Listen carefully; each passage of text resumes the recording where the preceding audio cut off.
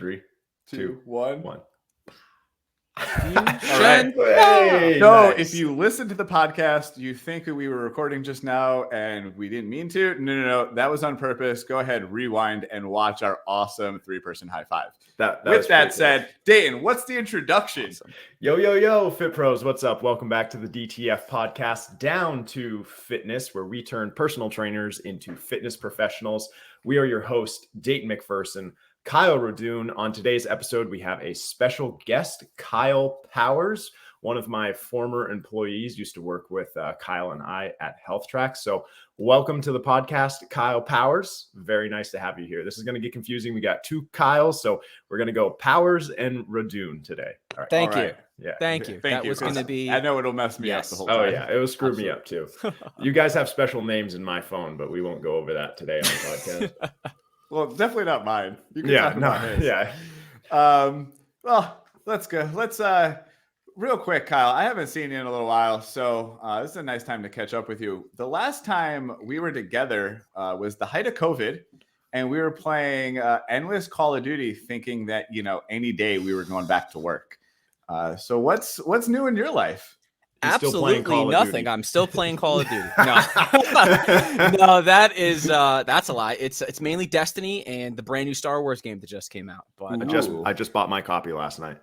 Oh, dude. Anyhow, we're not going to start on that one. Actually, a lot has changed then. Let's see. In 21, my wife and I had this genius idea to move halfway across the country to Michigan. We just kind of closed our eyes and said that place, and we ended up in Kalamazoo because it's like the best name ever. I didn't even know that was a real place. You picked it by the name? No, Do you know anything about it? No. So my sister-in-law and my brother-in-law live out here, and they live in like a small town right outside of here.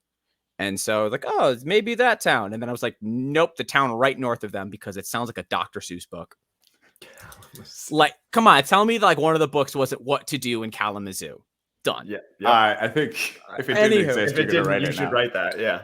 There we go. Let's see. And then we had a wee baby about 11 months ago. Ooh, congratulations. Thank you very much. Thank you very much. It has been the most amazingly terrible decision I've made, or the most terrifying, amazing decision ever. Depending on what day it is.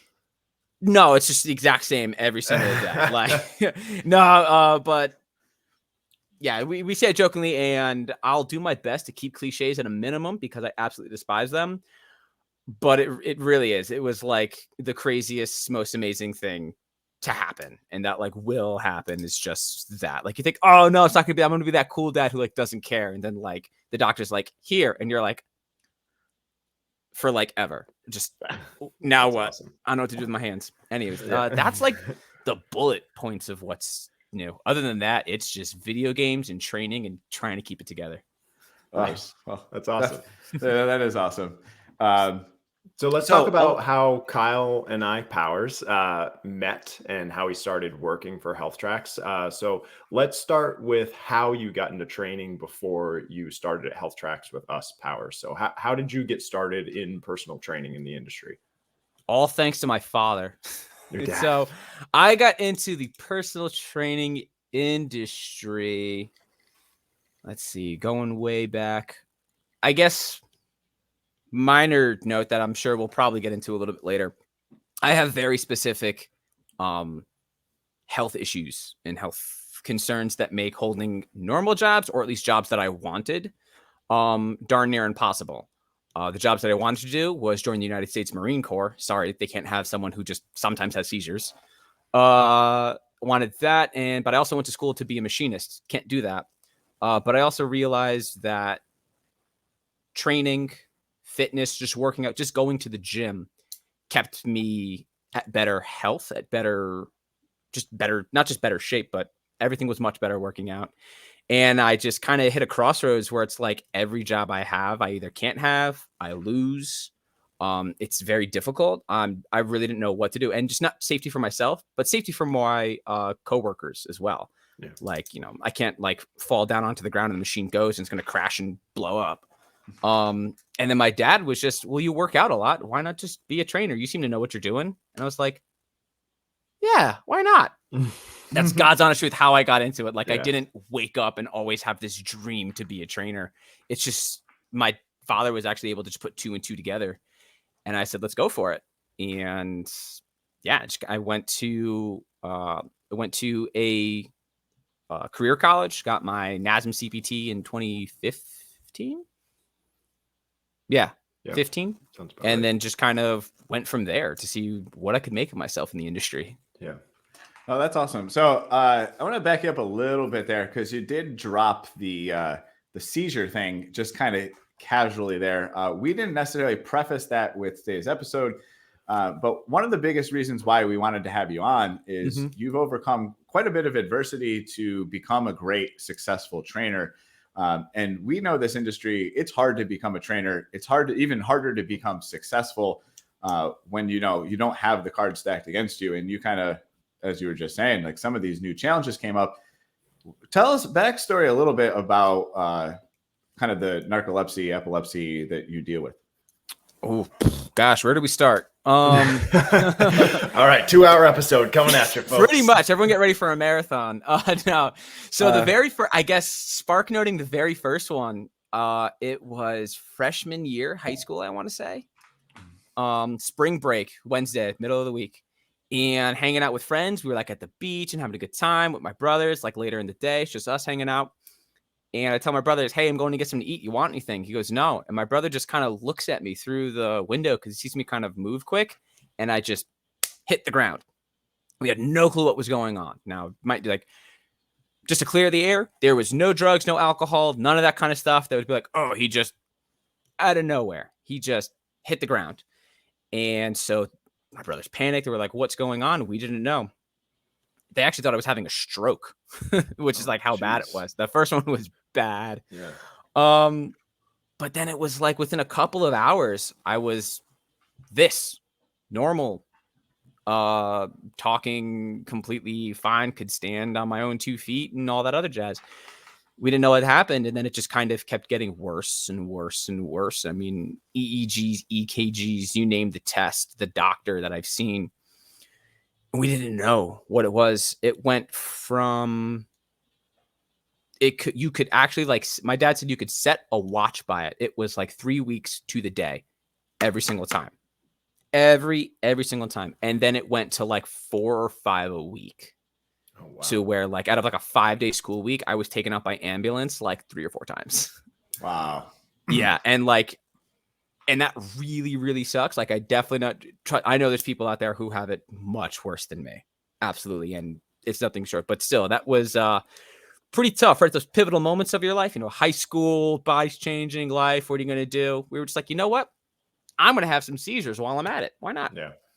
It Where the wasn't, most important thing starts to be just making it through each week, dude, That's it was hard. literally class to class. Ugh. It was just, I would be on my bus. It's happened like on the bus going to school at like 7 a.m., homeroom, any class, like walking to the bus. I went down to the concrete. That was fun. Running around the track in high school. I literally thank God, because this whole side of my face was like, you see the Punisher afterwards with that guy? Yeah.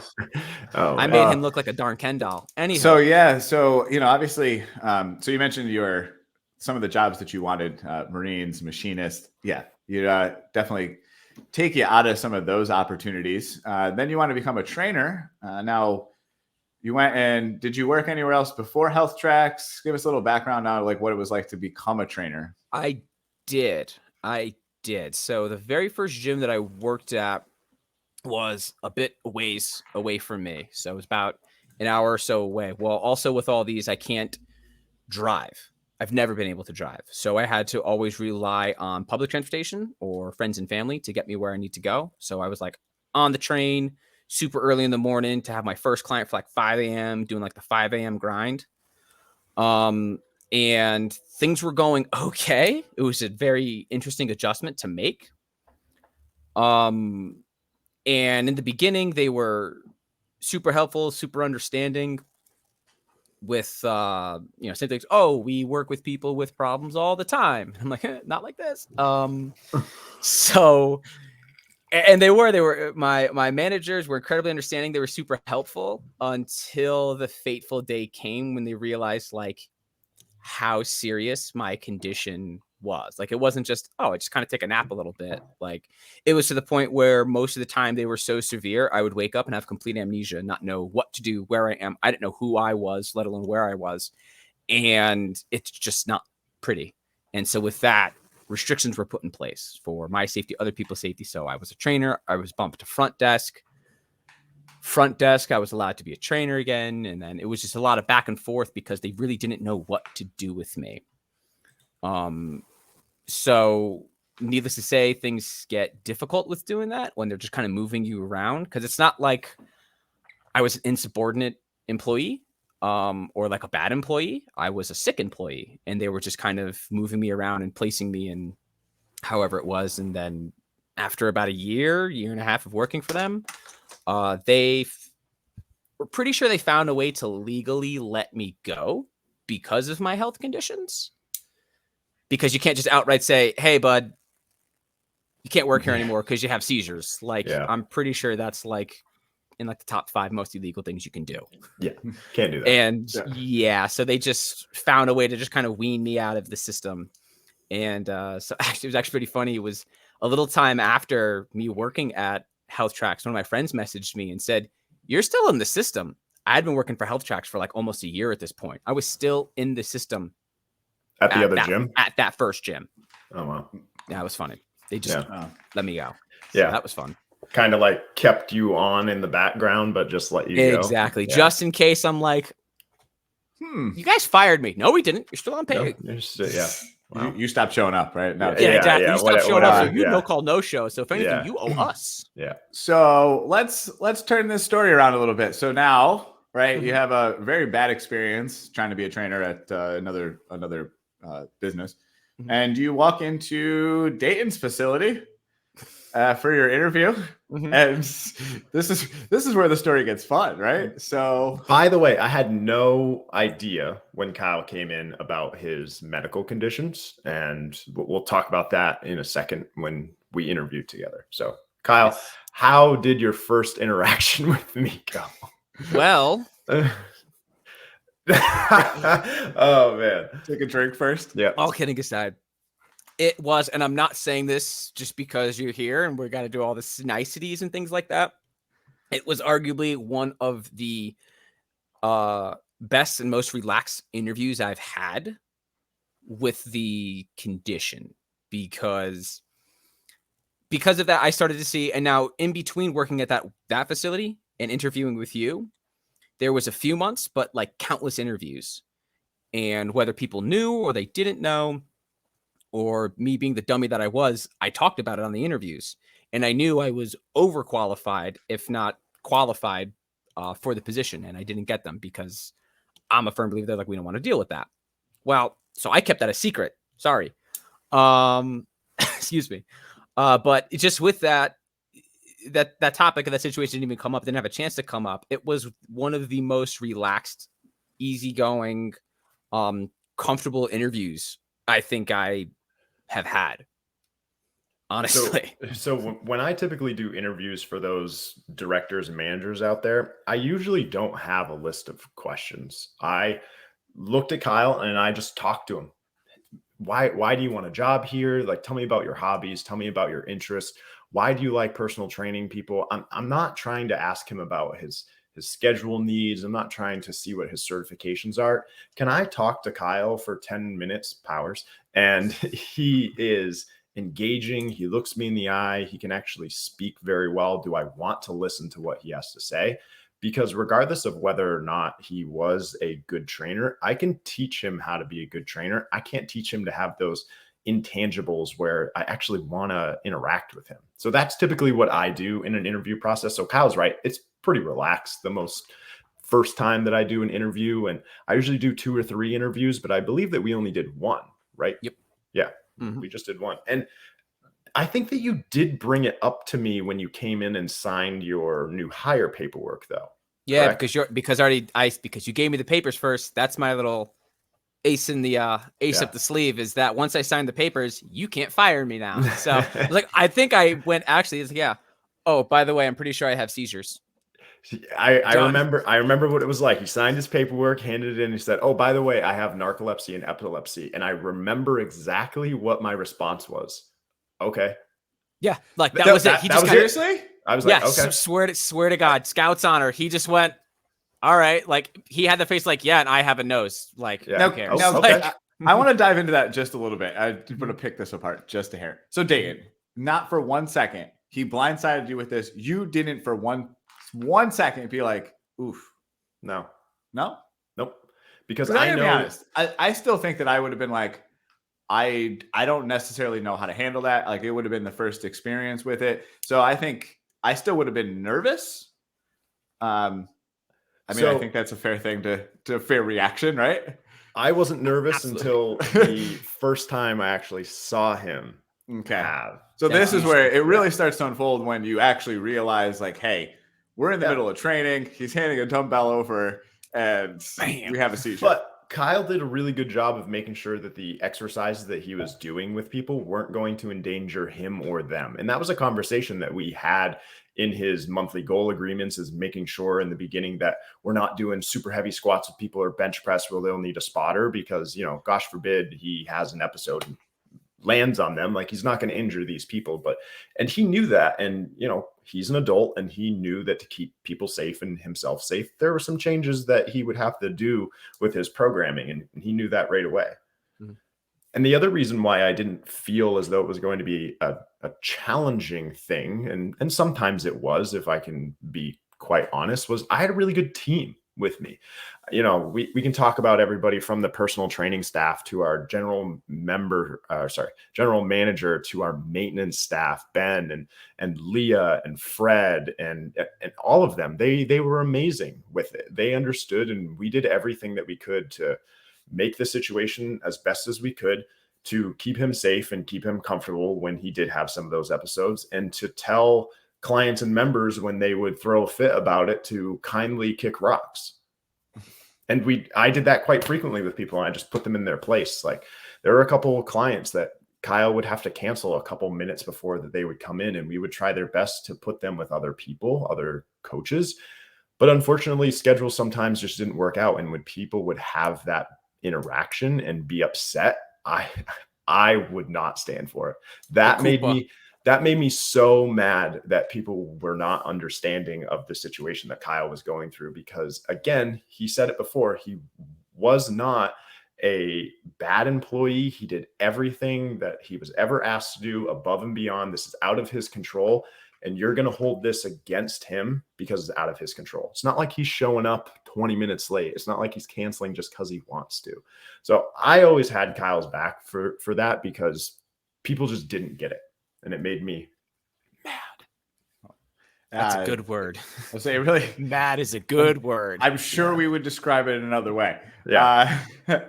So that's awesome. So Dayton was there to really kind of support some of that process. Now, Kyle, what about from like a personal standpoint? Now, Dayton kind of spoke about how you would program a little differently. Like what's the thought process for you going into like a client? Like how did you prepare maybe differently, or some of that programming to be different? All kind of in the very beginning, I had to completely relearn everything that I had already learned through school, going through certification. You kind of learn how to program your different movements, how you should do this. You learn how to program. Well, now I have this other one. I need to make it 100% safe. There needs to be a ditch, a bailout every single time. I need to take myself completely out of the equation to be that lifeline.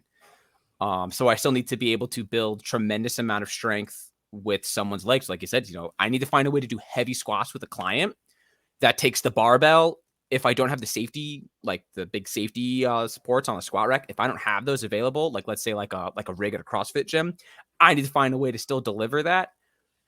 Or at least the first thing I have to teach that person is how to like bail out safely. So all the safety, Sounds like Apollo wants a treat.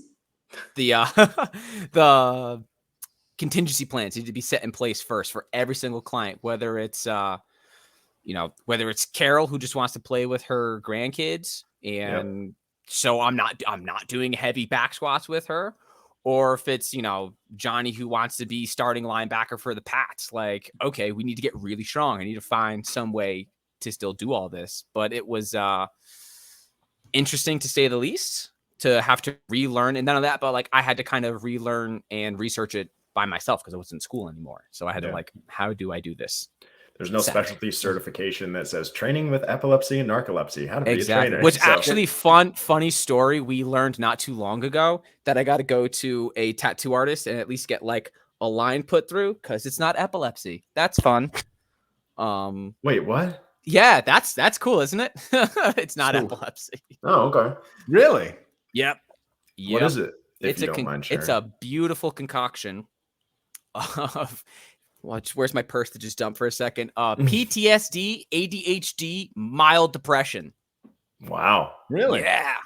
Oh. And that causes you to have. Yes, exactly. So my body doesn't. So in a way, the doctor put it the nicest way, that when I was a reckless teenager, my body forgot how to be afraid or anxious because I was wildly reckless. So as I got a little bit older, some of that. I'm always anxious. I need just a little piece of that from I'm you back guys. to it. On a different podcast, on a different conversation we can have. So it was like my body was learning how to process anxiety again, or just worry and not know what to do. So when it does that, it's just kind of like, I don't know what to do. I'm overwhelmed. Shut down. Okay.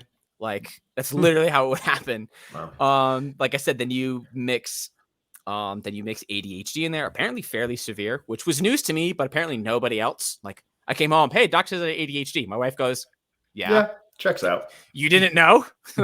Anywho, so having the difficulty to process and focus on something else makes the anxiety even more. So it's mainly mental health issues. Oh, wow. So you, we go through COVID, you leave Health Tracks. And I think this is where now, beyond having Dayton there, actually, I'm sorry, let's back up. One thing I actually just skipped over. At Health Tracks, you got a dog. I did. Stay up. Yes. Well, technically, when I was working for the other place, I was in the process of getting the dog.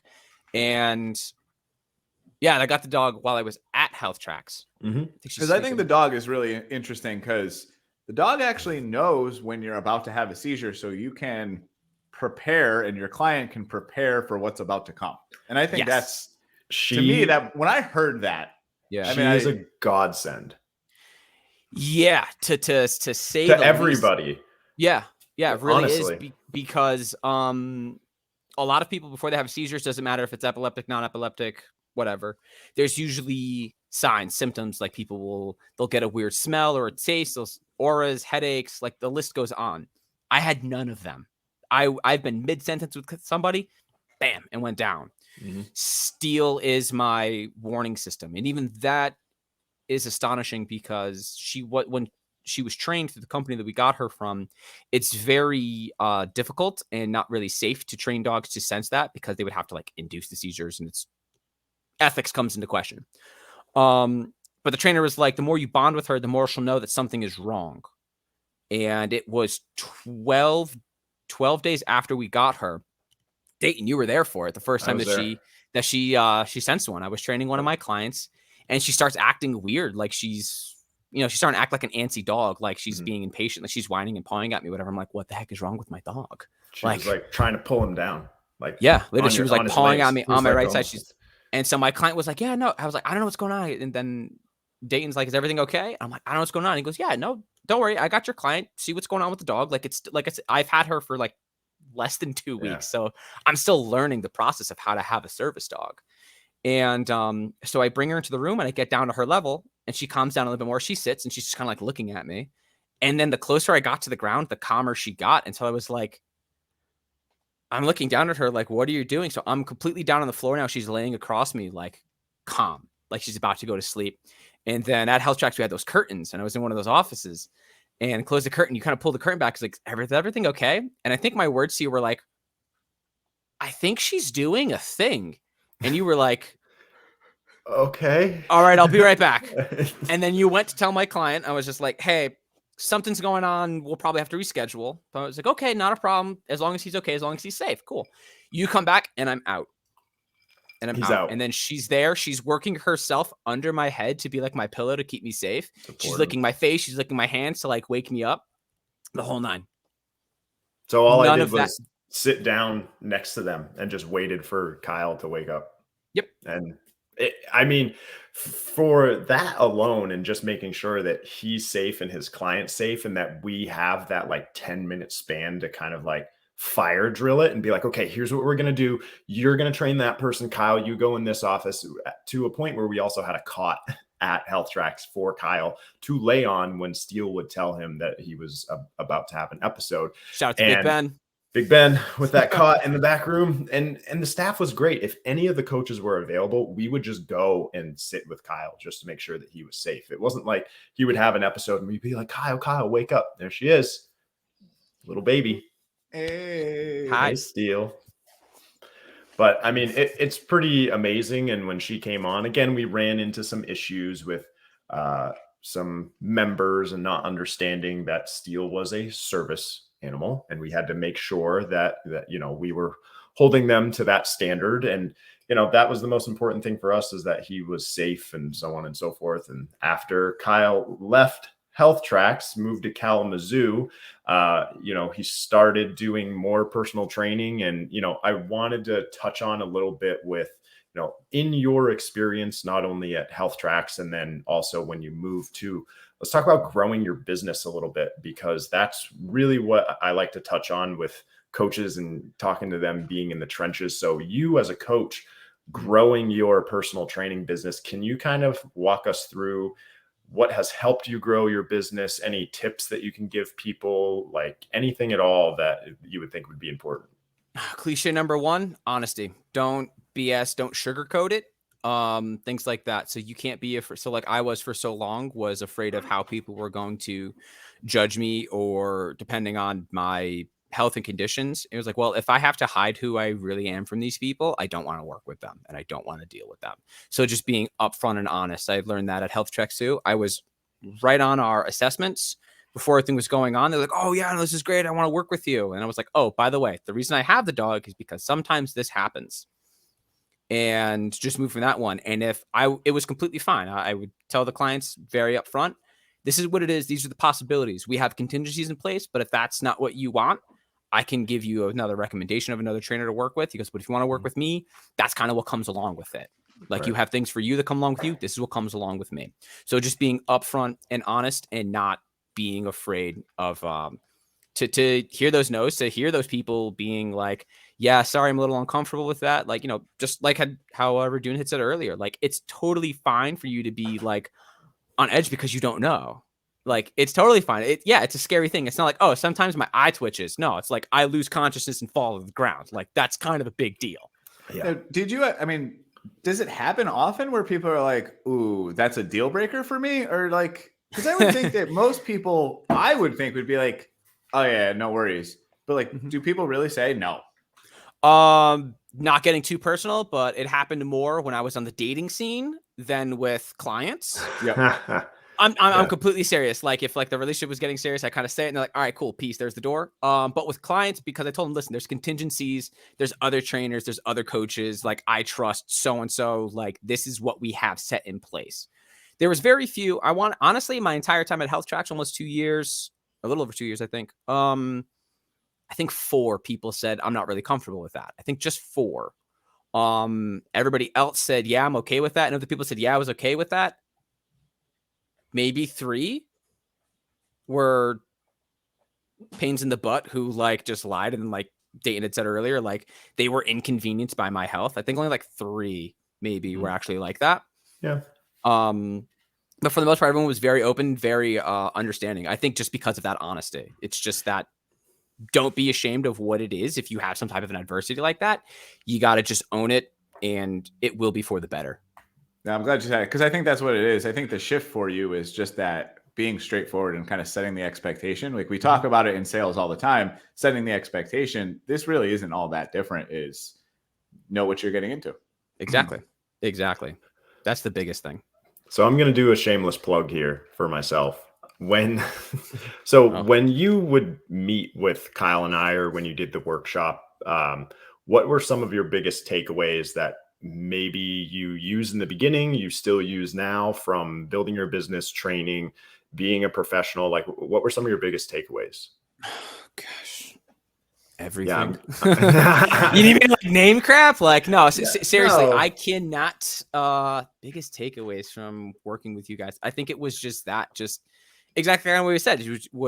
That's one thing I learned from both of you, more or less, was just set that bar, set the expectation, so there's no surprises. Like, that's exactly what you have to do, because to put in an honest day's work, honest is the first thing right there. If someone's going to come to you with their problems, with their adversities, he goes, yeah, oh, I want to lose all this weight, but I have a brain aneurysm, I have thyroid problems, I got a prosthetic leg, like, and they name all these things. Cool. Like, I can work with that. Like, if you don't tell me that you have a brain aneurysm, I got to know that. Like, just like I have to set the expectations from them. But not only that, but just also the confidence. The difference between the cocky and the confidence is just having that confidence. Like, I am not the best trainer in the world. I am the best trainer for you.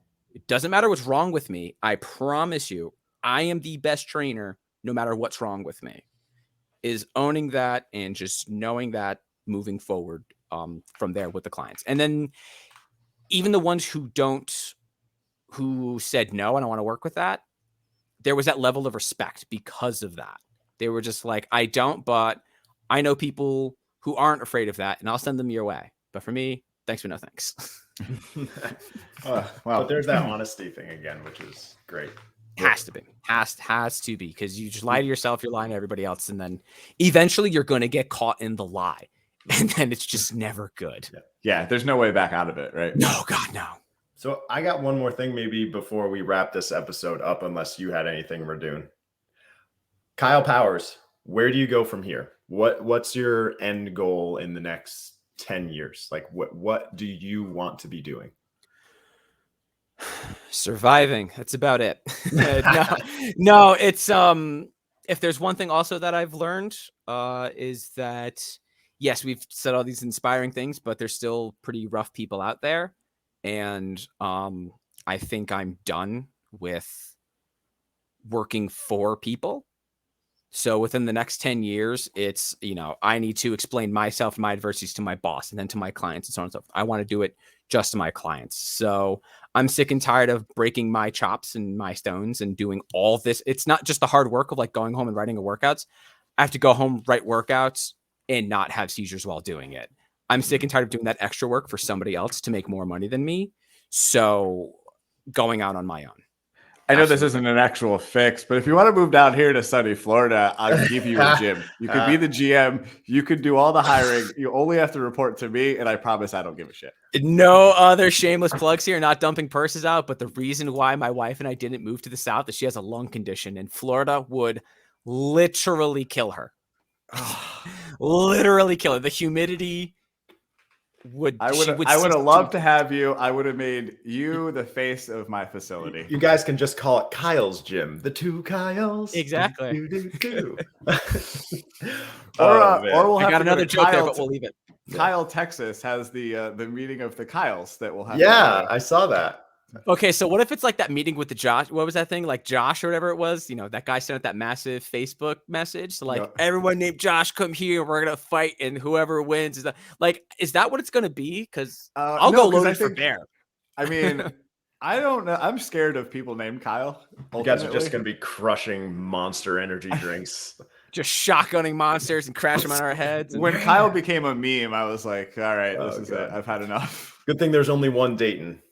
There is. Yeah, but there's a Doug, Stacy, Dalton, Draxton. Oh, yeah. We've never talked about that. And that is an inside joke for no one to know yet. All right. We'll talk about I'm wrapping it up there. Hey, Kyle, thank you for coming on. It was great to chat with you again. We'll have to catch up on some Call of Duty soon. Oh yeah. Where are we dropping, boys? It was great. Thanks for having me, guys. Hey, thanks, man. I appreciate you sharing, some powerful stuff and some hard stuff for you too. But I think it's important for people to know out there that, as bad as you might think that it is, you can always overcome something like you have. And we wish you nothing but success, and we'll see you soon, buddy. Thank you very much. See you guys soon. Thanks. See you.